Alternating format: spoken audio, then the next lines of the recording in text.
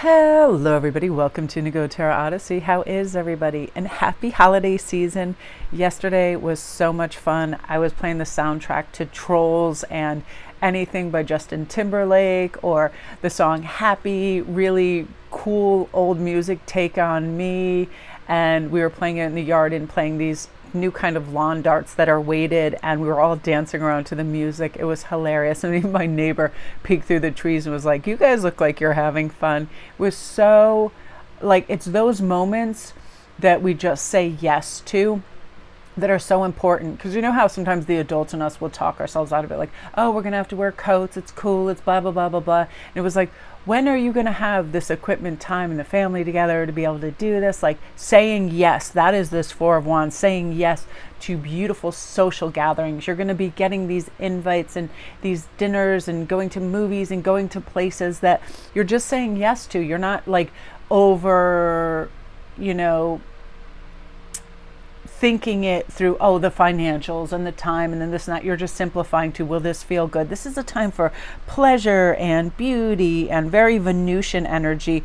And it's going to illuminate your talents and gifts where you also find pleasure. So I get excited personally at night when I know I'm going to make my jewelry and watch some fun comedians and do things like that. Like, it motivates me during the day and incentivizes things that I'm doing, knowing that everything can be fun when we see it through the lens of pleasure. Even if it's like doing dishes or something, if we're listening to great music or a great podcast, it ends up being a good time and you're going to have a fabulous time. Friends, family, this season, it's like, instead of feeling like your bandwidth is strained, you're like, oh, I'm pacing myself for the things that I really like and that bring me joy. So I have extra bandwidth, like I have extra storage, right? It's like whenever we're doing something that's fun and we don't want it to end, a beautiful environment. I know later today I'm super excited to go walking in Waveney. It's just this forest that is drenched in the scent of like pine and that woodsy, leafy, natural smell, and it just like transports me to some of the forest near my aunt's house in Maine when I was a kid, and we would just walk all day. There was so much cool stuff. There were blueberry bushes, probably bears and moose, but we never ran into any. We were lucky. But it's like that sort of thing where you're just engulfed beautifully in all five senses, which brings us to this, a gorgeous balance, mind, body, spirit, everything pulling together, equal give and take, the ebb and flow of things, and having appreciation and gratitude for the smallest of things, those moments, that awesome bird that lands. Like yesterday, it was crazy. We were talking to Ian's parents on Skype, and we were talking about the turkey, and this turkey, just the whole day was about this turkey.